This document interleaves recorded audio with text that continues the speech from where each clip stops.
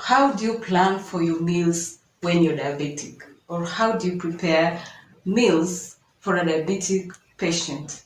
In this video today, I'm going to show you a very easy way that you can use to plan your meals for you as a diabetic patient or for someone you're taking care of who is diabetic. So welcome back to my channel. Thank you so much for tuning in. If you're new here, this is a nutrition and lifestyle channel. On this channel, we talk about food, we talk about nutrition, we talk about nutrition management of different medical conditions. So please consider subscribing, turn on your notification bell so that you don't miss out on the videos that I post. So without wasting a lot of time, let's get into the video. So the first thing you need to do is to grab the normal medium-sized plate. Like this one here. This is a normal medium-sized plate. You do not want to use a big plate. You don't want to use a very small plate. The reason why you're using this medium plate is to be able to achieve the portion size that you really require and what your body really requires. So once you have this plate, you're going to divide this plate into half. You're going to divide it into half. Okay? Once it's divided into half, the first half, the bigger half, is usually for vegetables. And why is the largest part for vegetables? Vegetables contain vitamin C, which is a very good antioxidant. They also contain fiber. Okay? So fiber is very important for patients with diabetes. Why? When you're diabetic, you don't want sugars to be rushing into the blood very fast.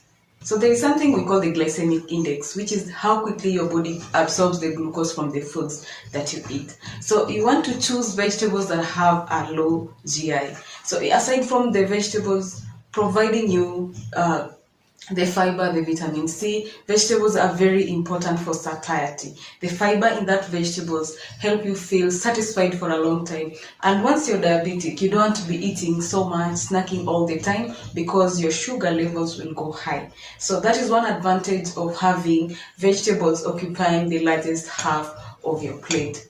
So when I'm talking about low GI vegetables, I'm talking about the broccoli, green beans, sukuma wiki, kienyeji vegetables, cabbage. All these vegetables can be eaten using the half plate rule.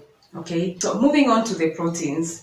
Again, we want to focus on the glycemic index, because once you're diabetic, you really need to watch on how your body absorbs the glucose from the foods that you eat. You really want to be curious. You really want to pay attention to how much food you're really eating, how much, what kinds of food you're eating, how much sugar is in those foods, without having to go the trouble of calorie counting, etc.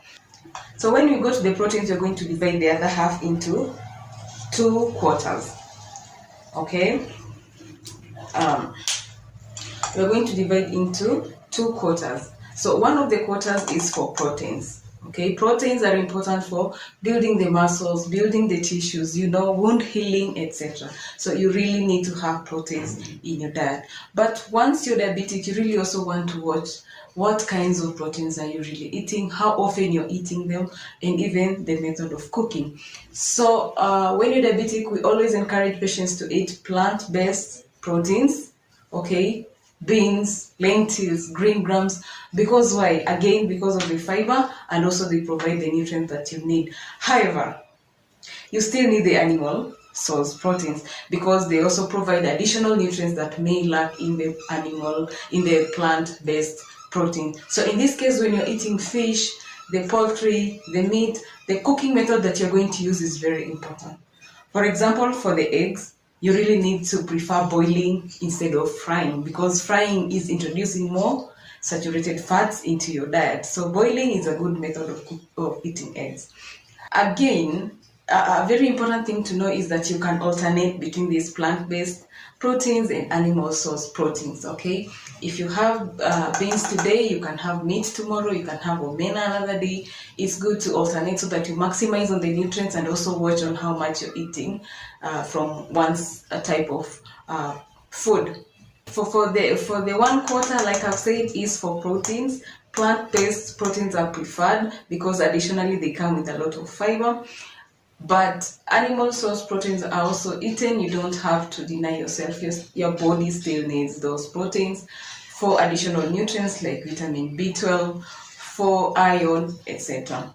So the last portion, of course, is for carbohydrates, and this is where the problem always starts, because carbohydrates provide the most glucose, okay, the most sugar. So the more, if you eat too much of the carbohydrates, then that means your blood sugar levels will go high very, very fast.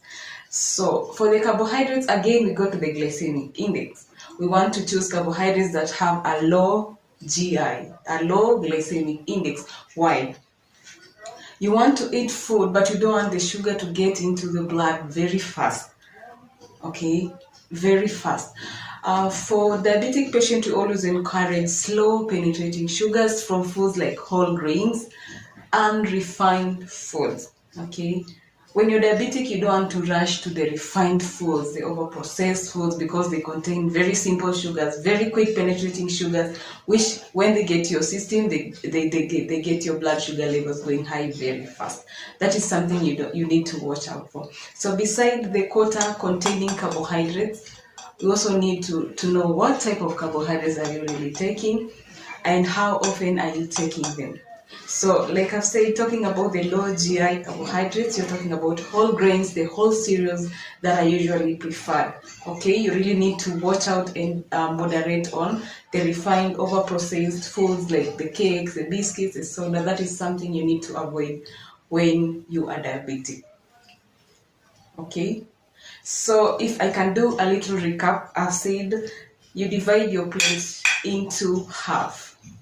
And then the first half, the very large first half, is for vegetables, because vegetables come with very many other benefits, like I've already mentioned before. And so the other half we divide into two, making 2 quarters for proteins and for carbohydrates. Important to note is that you really need to watch out on what kinds of food you're eating. We want to go for the low GI foods, like I've already mentioned. The vegetables also provide healthy fiber. The proteins, plant-based proteins, provide healthy fat, fiber, vitamins, and even minerals. Okay, also the animal source proteins are very important. You don't need to restrict yourself out of that, and carbohydrates is what you watch for. So aside from talking about the basic food groups, the carbohydrates, proteins, and the vegetables and vitamins, we need to talk about the fruits. Okay, when you're diabetic, and you have to watch out on which kinds of fruit you're choosing, which kinds of fruits you're eating. Okay, and the portion is also very, very important. Usually we want a diabetic patient not to grab a whole fruit as it is. It is important to divide it into smaller pieces, so that you can eat one piece now and eat another piece another time. And also consider variety. Okay, if you're having a mango in the morning, eat another fruit like avocado during the other day. And also prefer other healthy snacks. We have porridge, cup of milk, groundnuts. All these are also important. And also not to forget is water. 8 glasses of water every day is important. Water helps maintain a normal blood sugar level. Okay, so using example, what should you eat now? Using the plate method, if I'm to use an example, a good example is cabbage or sukuma wiki for the vegetables, rice, brown rice preferred, but white rice is also okay. Watch out on moderation. And then beans. Okay, rice, beans, and some sukuma or some cabbage. That is a very good meal for a diabetic patient. What is bad, and is very common, is rice, waru, the Irish potatoes, okay, and cabbage. Waru and